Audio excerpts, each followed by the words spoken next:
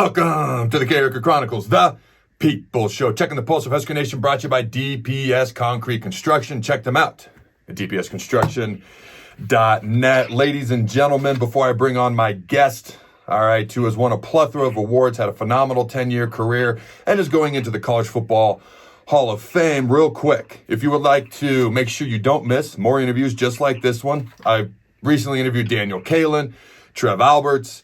Okay, going to be doing more stuff like this throughout the whole offseason. Hit the subscribe button. Also, if you'd like to show a guy from the great state of Nebraska, like Mr. Danny Woodhead, some love for going into the College Football Hall of Fame, smash that like button. And I gave away who my guest is, if you couldn't tell from the headline of this video already, Mr. Danny Woodhead. How you doing, my friend?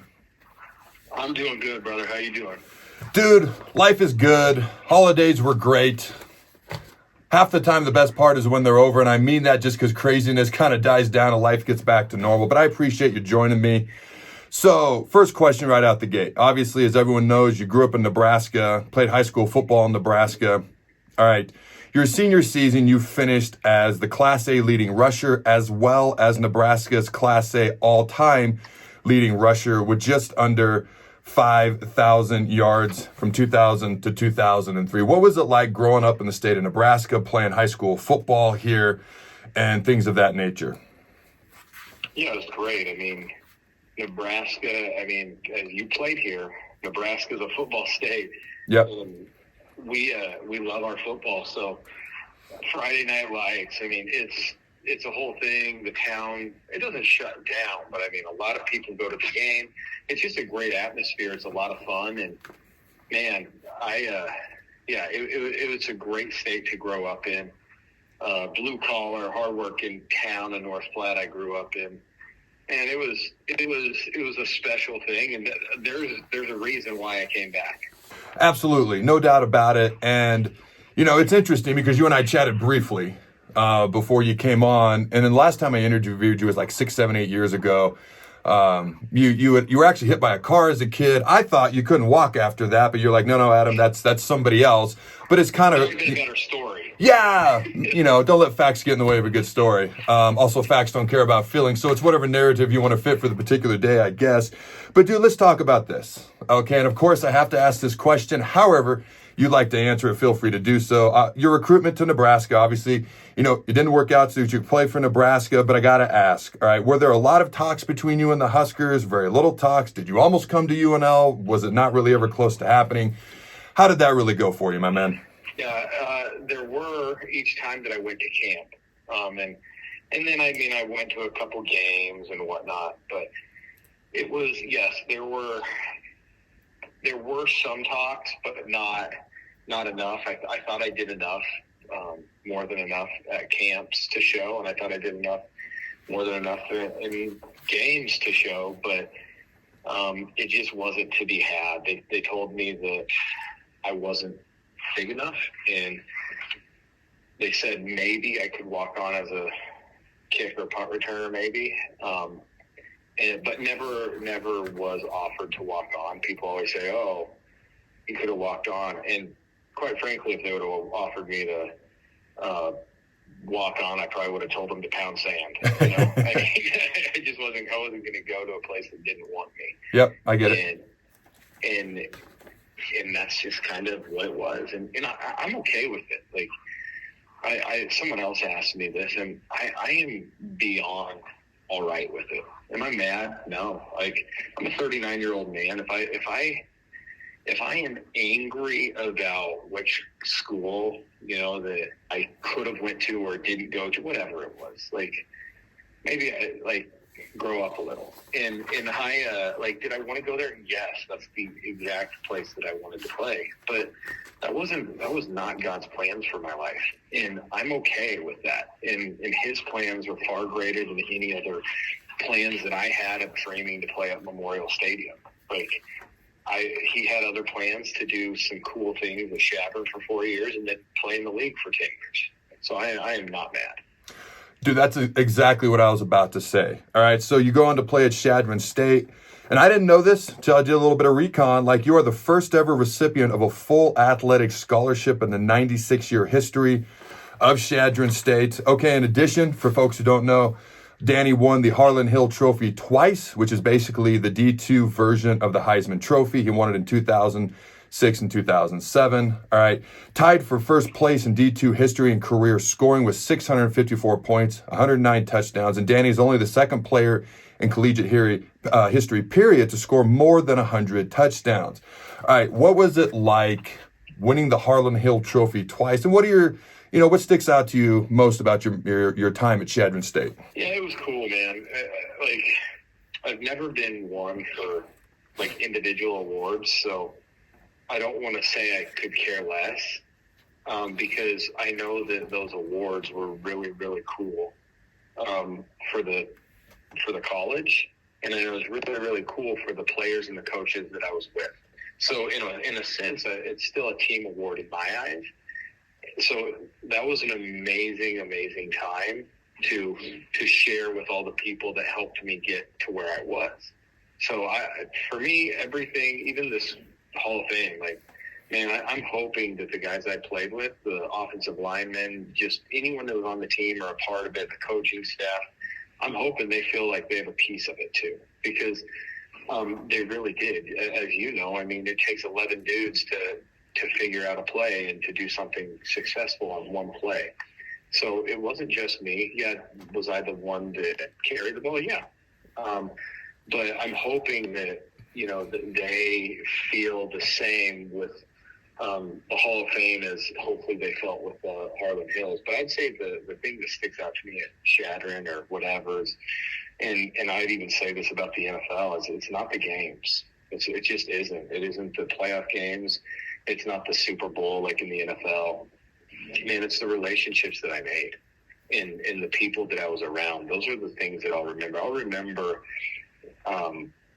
us staying up late playing NCAA football, recruiting so we could get to the next season in our dynasty. Dude. I'll remember those things. I'll remember my brother breaking a trash can when he lost to one of our friends in the dynasty. That was hilarious. Those are the memories I have. Yeah, there's some games I'll remember, but yeah, man, it's the relationships that I built with my teammates and with my coaches that I'll remember forever. Dude, that's awesome. I'm laughing because I can relate. This is your interview, so I'll share more stories at another time. But dynasty mode, recruiting mode. My brother-in-law Phil and I were playing at 2:33 in the morning. Okay, and I beat him in a game, and I put him up on my shoulders and started twirling him around.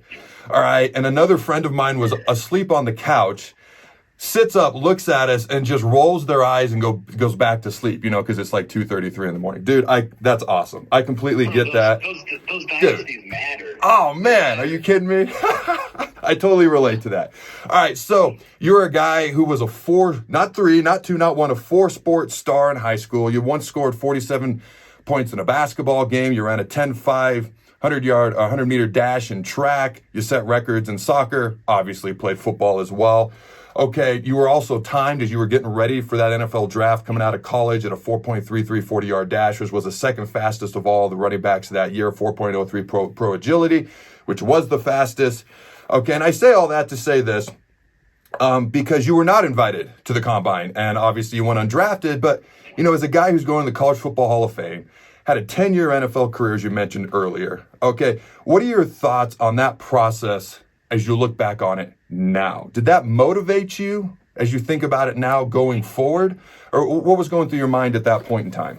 Yeah, the thing is, in right, wrong, whatever, I think everyone's motivated by different things, right? And I was motivated to do whatever I could to be the best player I could be with the gifts that God gave me. That was a motivation. And then there's a human element too, where, man, you feel like you're getting overlooked. You feel like coaches have overlooked you. You feel like scouts overlooked you. You feel like the combine process, everything overlooked you. So, yeah, it definitely motivated me. It was an extra motivation. I think that was just my competition kind of kicking in. And did I, at every stop, for the people that doubted me, was I trying to prove people wrong? I don't know if I was trying to prove them wrong or make them look silly. So, I mean, it's kind of the same thing. Yep. Did I watch Nebraska games or keep up with Nebraska games when I was playing in college and hoping they would lose? Yes, I did. Like, I wanted them to lose. Is that right? I don't know. That's just kind of where it is. Now, am I a big-time Husker fan, big believer in the staff we have now? Yes, I am. But it's the same thing with the NFL. If you can use something to motivate you a little extra, why not? Absolutely. As long as it's not like ruining, you don't want things bad to happen to people. You don't want but you do want to prove people wrong who have said you weren't good enough. Dude, there's a human being element to all of us because we're all human beings. You know, some people are motivated to prove people wrong. I can say I was absolutely that way at times. You know, I came to Nebraska, again, they told me I wasn't good enough to play here. So I've always said I didn't show up with a chip on my shoulder. I showed up with a whole forest, okay? So I get it, dude. Some people are motivated to prove people wrong. Some people are motivated to prove people right. Some people have never had to deal with that. Dude, I love hearing everybody's unique individual story and take. Now, as you mentioned earlier, 10-year NFL career. I want to ask you some questions about that. Before we do, if you find folks at home, if you're a diesel mechanic, CDL driver, or concrete finisher and looking for work in the Omaha metro area, DPS Construction is the employer for you. Check them out at dpsconstruction.net. All right, so you sign with the Jets, there for 3 years, the Patriots for 3, and you finish your career, Chargers, Ravens, the last 4 years. How was your NFL experience, and what are some of the, you know what, let's go to this. I want to ask about playing in the Super Bowl specifically. What was that like for you? What sticks out the most to you about playing in the Super Bowl? Because that's got to be pretty freaking cool. Yeah, it was wild, man. I mean, everything was different. Everything was different about the whole situation. You're there for a week.